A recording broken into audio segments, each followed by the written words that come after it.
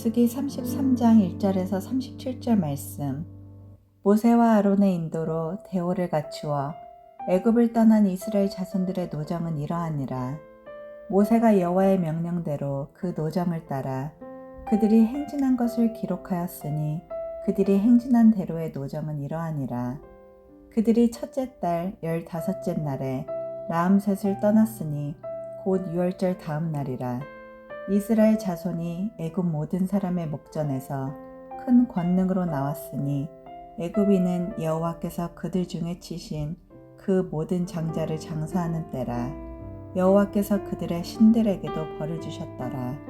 이스라엘 자손이 라암셋을 떠나 숫곳에 진을 치고 숫곳을 떠나 광야 끝 에담에 진을 치고 에담을 떠나 바하슬본 앞 비하히롯으로 돌아가서 믹돌 앞에 진을 치고 하히롯 앞을 떠나 광야를 바라보고 바다 가운데를 지나 에담 광야로 사흘 길을 가서 마라에 진을 치고 마라를 떠나 엘림에 이르니 엘림에는 샘물 12과 종려 70그루가 있으므로 거기에 진을 치고 엘림을 떠나 홍해가에 진을 치고 홍해가를 떠나 신 광야에 진을 치고 신 광야를 떠나 독가에 진을 치고 독가를 떠나 알루스에 진을 치고 알루스를 떠나 르비딤에 진을 쳤는데 거기는 백성이 마실 물이 없었더라. 르비딤을 떠나 신의 광야에 진을 치고 신의 광야를 떠나 기브론 핫다와에 진을 치고 기브론 핫다와를 떠나 하세롯에 진을 치고 하세롯을 떠나 림마에 진을 치고 림마를 떠나 림몬 베레스에 진을 치고 림몬 베레스를 떠나 림나에 진을 치고 림나를 떠나 리사에 진을 치고 리사를 떠나 그엘라다에 진을 치고 그엘라다를 떠나 세벨산에 진을 치고 세벨산을 떠나 하라다에 진을 치고 하라다를 떠나 마켈롯에 진을 치고 마켈롯을 떠나 다핫에 진을 치고 다핫을 떠나 데라에 진을 치고 데라를 떠나 미가에 진을 치고 미가를 떠나 하스모나에 진을 치고 하스모나를 떠나 모세롯에 진을 치고 모세롯을 떠나 브네야아간에 진을 치고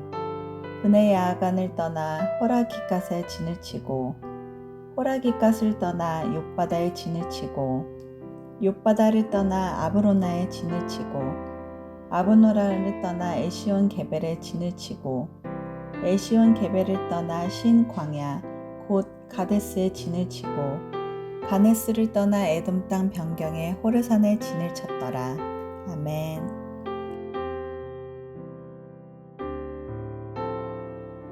함께 기도하겠습니다. 하나님, 우리의 삶에 하나님의 은혜가 아니었던 것이 단 한순간도 없고 또 하나님의 은혜 없이 단 한순간도 살아갈 수 없음을 고백합니다.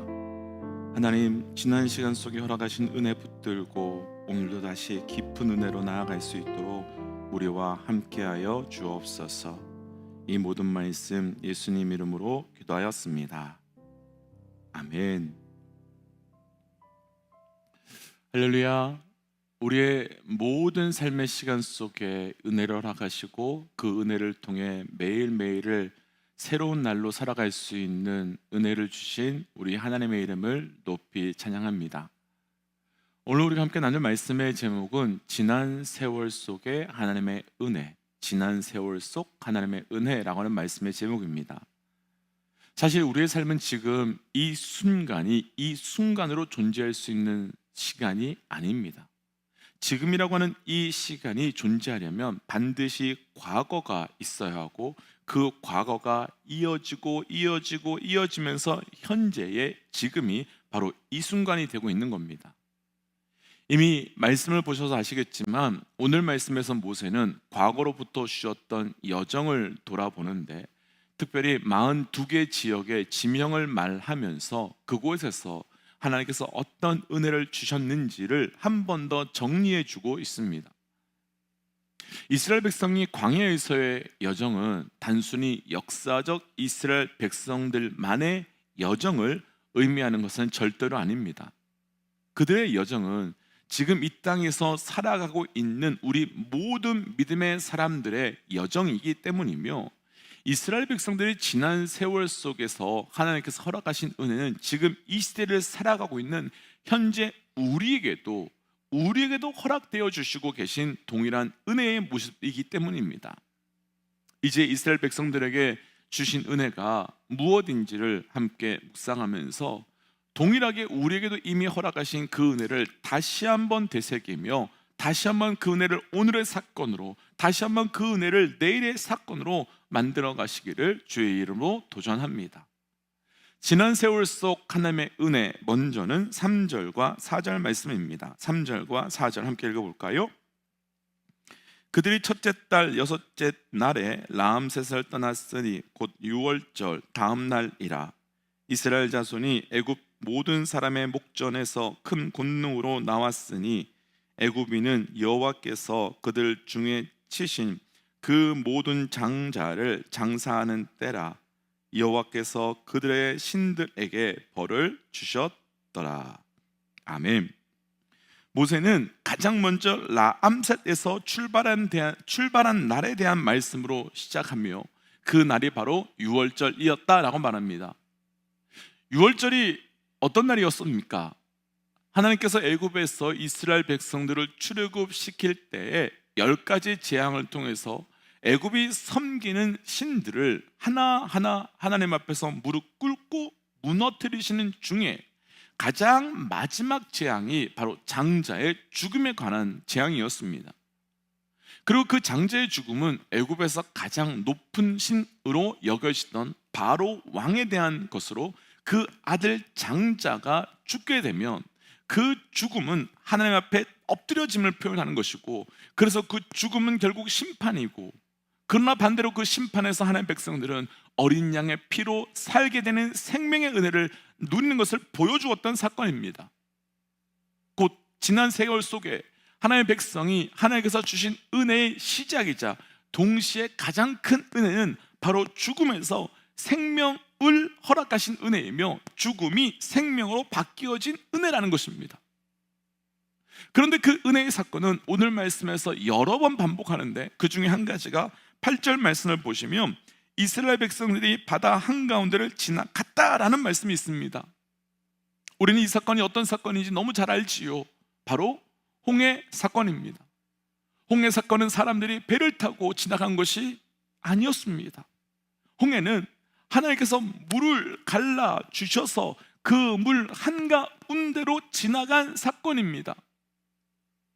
고대 시대에 있어서 바다는 죽음을 의미하는 곳이고 동시에 어둠을 의미하는 곳입니다. 그런데 이스라엘 백성들은 그 죽음과 그 어둠의 홍해에서 단 한 사람도 죽지 않고 건너갔습니다. 더구나 그들을 뒤에서 쫓아오는 죽음의 애국 군사들이, 바로 그 애굽의 군사들이 이스라엘은 생명으로 살아났는데, 그렇지만 그들은 다 죽어버렸습니다. 그렇다면 지금 모세가 지난 세월 속에서 하나님께서 주신 은혜를 돌이켜보며 장자의 죽음에서 우리가 살게 된 것도, 그리고 쫓아오는 애굽의 군사의 죽음에서 우리가 살게 된 것도, 또 죽음의 홍해 바다를 온전하게 건너게 된 것도 모두 다 우리에게 하나님께서 죽음을 생명으로 바꿔주신 은혜 때문이며, 그 생명 때문에 우리가 이제 약속의 땅에 들어갈 수 있게 된 것을 다시 한번 돌이키게 된 거지요. 맞지요? 만약 그때 죽었다면, 그때 사망했다면 이것을 누릴 수 없으니까요. 그리고 이 죽음을 넘어 생명을 주신 은혜는 지금 이 시간 우리에게도 하나님께서 허락하신 가장 큰 본질적이며 가장 큰 은혜입니다. 분명 우리도 우리의 시작은 죽음이며 어둠이었습니다. 그런데 그 죽음과 어둠이 우리가 하나님 안으로 들어오면서 그 죽음이 생명으로 바뀌게 되었고, 그 어둠이 빛으로 완전히 바뀌게 되었습니다. 그리고 그렇게 바뀌게 된 단 한 가지의 이유는 우리가 어떤 자격이 되거나 우리가 어떤 능력이 있거나 우리가 무엇을 했기 때문이 아니라 바로 유월절 어린 양 되시는 예수 그리스도의 십자가의 죽음으로 인하여 우리에게 허락된 놀라운 은혜입니다. 그래서 우리는 우리의 뒤를 돌아보면 우리 안에는 죽음이라고 여겨졌던 그 바로의 장자의 죽음이 있었던 것처럼 하나님의 아들이신 예수 그리스도의 그 죽음과 십자가 사건 때문에 심판받아 마땅하고 마땅한 우리가 예수 그리스도의 십자가 사건으로 살고 있고, 그 예수가 우리 안에 있고 동시에 그분의 생명으로 우리가 죽음에서 생명으로 옮겨져 살아가고 있는 은혜가 있다는 것입니다. 그리고 그 생명의 은혜는 당시 세상에서 가장 강력하다고 표현할 수 있는 바로의 군사도 어찌할 수 없었고, 가장 강력한 홍해바다도 어찌할 수 없었습니다. 그렇다면 지난 세월 속에 하나님께서 우리에게 주신 생명이 왜 은혜인지 분명하지요. 그 생명의 은혜는 바로 살게 하신 은혜이며, 또한 그 생명의 은혜는 주신 분께서 우리를 살아가게 하시는 은혜이기 때문입니다. 믿음의 동지 여러분, 지금 오늘 현재 우리에게 그 어떤 은혜가 없어서 힘들고 어려울 수 있습니다. 하지만 돌이켜 보십시오. 우리에게 그 생명의 은혜가 없었다면, 죽음에서 생명으로 바뀌어진 은혜가 없었다면 누구도 존재할 수 없었을 것이며 살아갈 수 없었을 것이고, 또한 그 생명의 은혜가 지금까지 있기에 우리는 앞으로도 그 은혜로 살아가게 될 것입니다. 축복하고 도전하게는 이 아침 다시 한번 하나님께서 우리의 삶의 시작에서 허락하신 그 생명의 은혜를 붙들고 힘내서 다시 살아가는 은혜가 있으시기를 주의 이름으로 도전합니다. 오늘 말씀에서 나눌 두 번째 지난 세월 속 하나님의 은혜는 8절과 9절입니다. 8절, 9절 함께 좀 읽어볼까요? 하이롯 앞을 떠나 광야를 바라보고 바다 가운데를 지나 에돔 광야로 사흘 길을 가서 마라의 진을 치고 마라를 떠나 엘림에 이르니, 엘림에는 샘물 12과 종류 70그루가 있으므로 거기에 진을 치고. 아멘. 앞서 나누었지만 오늘 말씀에서는 모세가 지난 시간 속에 있어서 의미가 있었던 42곳의 이름을 하나하나 언급합니다. 그 중에 마라의 진을 친 사건을 이제 이야기합니다. 사실 마라는 성경에서 참 여러 번 언급되는 곳 중에 한 곳인데, 그 이유는 그만큼 영적으로 중요한 메시지가 있는 곳이기 때문입니다. 마라라고 하는 곳은 출애굽기 15장에 등장할 때는 백성들이 물이 없다고 모세에게 원망하던 그때 물을 발견하게 되지요. 그런데 그 물이 쓴물이었습니다.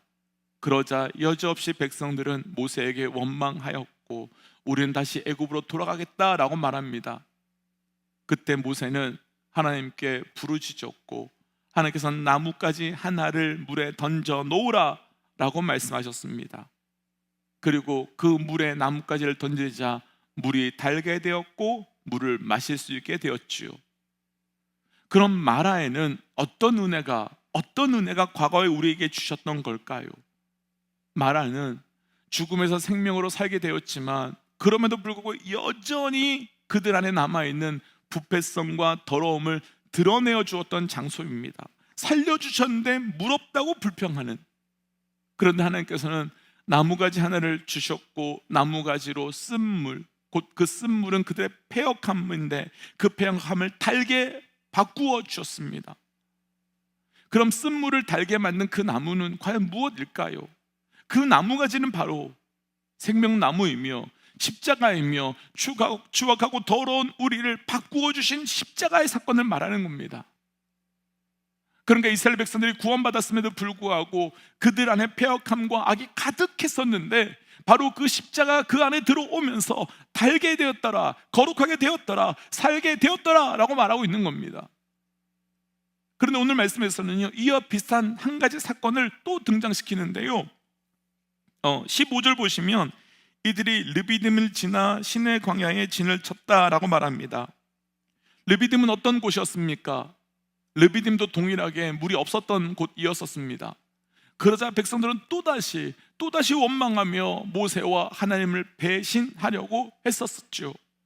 그때 하나님께서는 출애굽기 17장에서 물을 주시는데 이번에는 그 지팡이로 반석을 때려서 물을 내어 주게 하셨습니다.